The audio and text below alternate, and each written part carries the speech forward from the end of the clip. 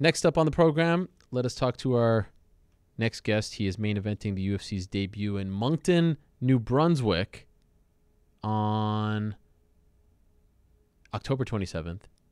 He is Mr. No Time himself. He is the pride of Switzerland. He is the one and only Volkan Oezdemir, who joins us right now via the magic of Skype. Volkan, how are you? I'm doing great. Everything good? What about you? I'm doing great. You can hear me just fine? Yes, everything's perfect. Thank you. Okay, good. Good to have you on the program, Volkan. It's great to talk to you again. So there's a lot that's been going on, and we haven't heard much from you, so I wanted to catch up. So you are, in fact, fighting Anthony Smith on October 27th in New Brunswick, correct? Yes, Anthony Smith is going to be the next victim for sure. Prior to getting offered this fight, did you ever hear of New Brunswick? No, it's a discovery. It's gonna be fun because all the way east. I think I'm gonna stop in Montreal first. Maybe do the last part of the training camp, and then I'm gonna jump right away to fight camp or to fight week over there. So you're gonna go to TriStar? Yeah, I'm gonna just do the last 2 weeks of the training camp over there, and then jump onto fight week. What was your reaction when you found out that they wanted you to fight all the way in Eastern Canada, a place you never heard of? Were you a little bit confused? No, I think it's good to go to a new place. It's good to give also opportunity to new spot to have their own UFC events, and I'm also really happy to be bringing that. The first time was I had the opportunity to give a new place. Their first UFC event was in Chile, and then it happened without me, and then now it's going to be Moncton, and trust me, I'm going to be there. So it's a crazy turn of events for you, because last year you were one of the newcomers of the year, breakthrough fighter of the year, international fighter of the year, contender for all these things. You get the title shot in January, and since then you have had to pull out from 3 fights. The one in Chile, as you said, the one in Hamburg, and the one in Los Angeles against Alexander Gustafsson.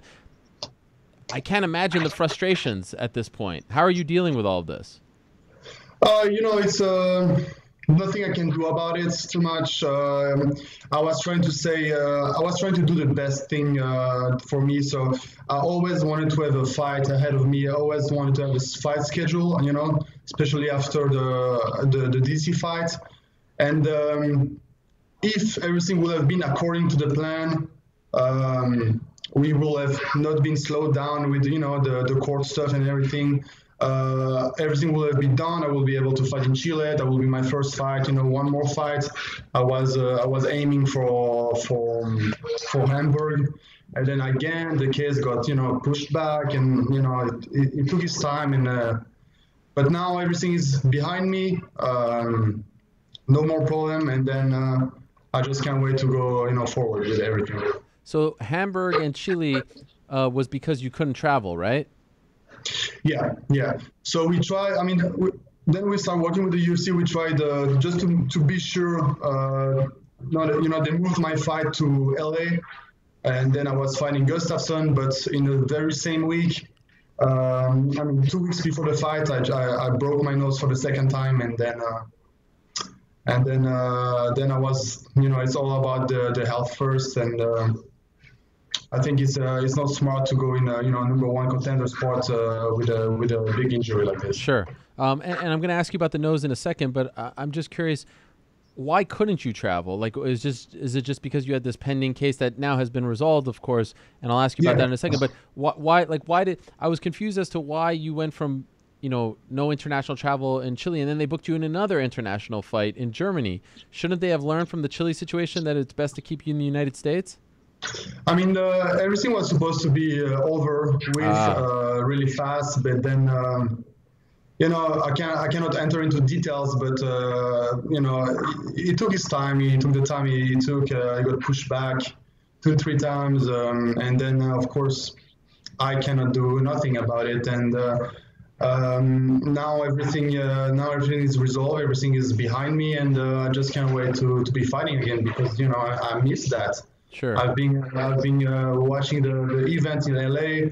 I was supposed to be fighting on the card, and the Staples Center was full. It was a really cool event. And you know, I was looking around me, and I was thinking, man, that was going to be my show. You know, I was supposed to be in the cage, you know, fighting and getting my way back. You know, I need to go back there. You know, and I can't wait to go back there and to showcase now the new Volkan. Right. And could you tell? Okay, I know you don't want to get into the details, but could you tell us, like, what's the resolution of your legal case?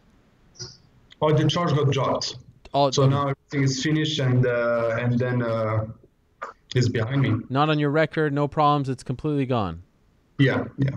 That must have been a relief, right? I mean, still, you know, I wasn't able to be concentrate 100% on everything else, even though, you know, I was always doing the best I could to be focused on my fighting, but definitely it stopped me from going to two different events, and yeah, I mean, I failed the fans, and you know, I'm really sorry about that for the Chile first and Hamburg, and yeah, I'm not happy about that. I'm not proud about that. But now, you know, I just, you know, of course, want to be focused on the positive. Sure. And now that this is behind me, I just want to, you know, go back in here and do my job, because this is my job. You know, this is what I love to do, but it's also something, you know, I try for it. I just want to be in there. And with the UFC, were they supportive? Were they understanding throughout all of this? No, actually, they were really cool. So, of course, I started working with my own team, with my own lawyer and everything. So to try to make everything straight. I don't want to be, you know, asking for help and everything. So I took care with my team, and my team just, you know, helped me really, really well with everything. And we always been working with the UFC just to make the best, you know, decision possible. And now they're really helpful also. So it's I'm really happy about them. I think I have a good working relationship with them. Was there any point where you got like super stressed over this year? I mean, so much has been going on outside of fighting. Now that it's over, I'm sure, as I said, it's a big relief. But looking back, I would imagine this is one of the more difficult years of your life, right? Yeah, definitely nothing happened the way I wanted, but listen, I've been training my ass off. You know, nothing has stopped me from training, and that's the scary thing, you know, because I've been fighting, you know, hungry, like a hungry lion. You know, my last fight was a loss, and I'm not used to losing. You know, it's not something I've been experiencing a lot.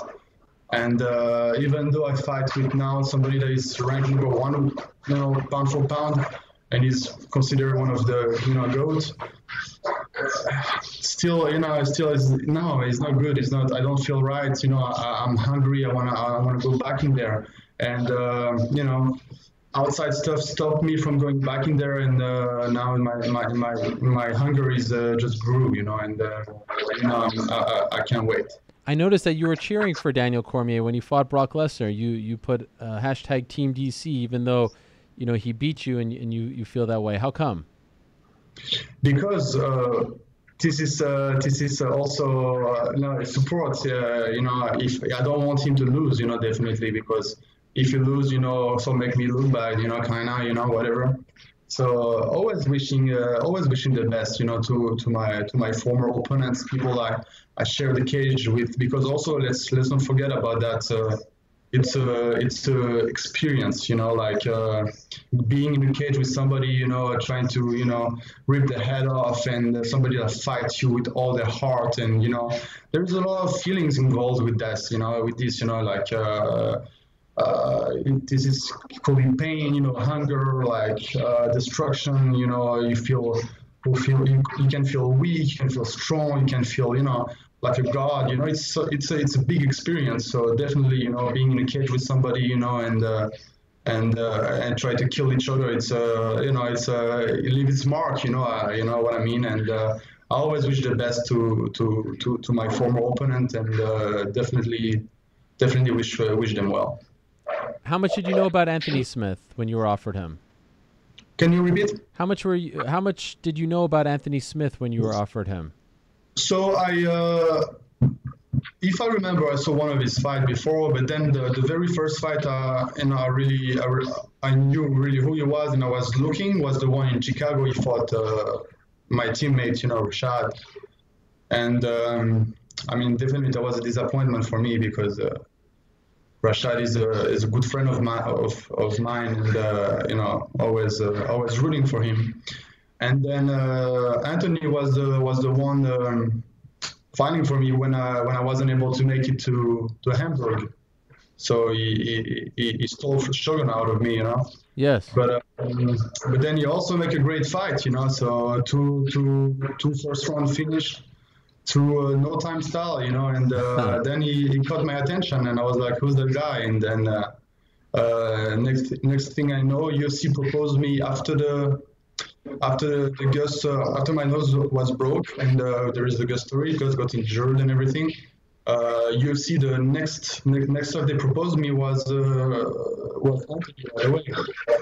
And I mean, Anthony has generated quite a buzz, right now, and he has a lot of hype behind him. So definitely it's a fight really interesting. Plus it's a good matchup, It's going to be an explosive match. We both have this style, of knocking people heads off, and we're both pressure fighter, and it's definitely going to be a great matchup, and I think the fans will really, really love that fight. There are some people I see who say, yeah, his wins have looked good, but he's doing it against older guys, right? Rashad retired, Shogun's at the end of his career. What do you say? Like, sorry, there's a bit. There are some people who say that the wins aren't impressive because he's fighting older guys. Are you impressed with the wins? Can you see past that? Can you repeat one more time, because I cannot really hear you? I think maybe if you put the volume lower on your computer, it might actually help, even though that might sound weird. Okay, go ahead. So I see some people say, like, oh, he's beating older guys, so his wins aren't all that impressive. Oh, you know what I mean? Yeah. No. First of all, I don't really believe like this. I don't really believe about being older guy. Definitely, you can maybe argue about, past of their prime, or like the best moment of their life, the best years of their life, but these were two former champions that have been accomplishing so much in the sport, and age is like, look at Romero, look at DC. DC is like #1 pound for pound right now. It's going to be 40 years old, So it's all about, man, there's so much stuff that goes into mind, and I don't think the age is a number, but definitely I am in the beginning of my career, This is something I can really tell you, guys. I am in the beginning of my career, and I'm gonna have the best years of my life ahead of me.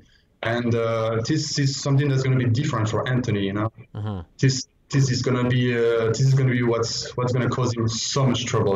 So he doesn't even know what's gonna arrive to him. How is your nose?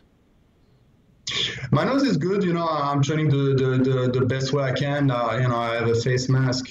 I'm trying, not to get too much contact, but I'm doing everything I can, conditioning, pads, wrestling, and stuff like that.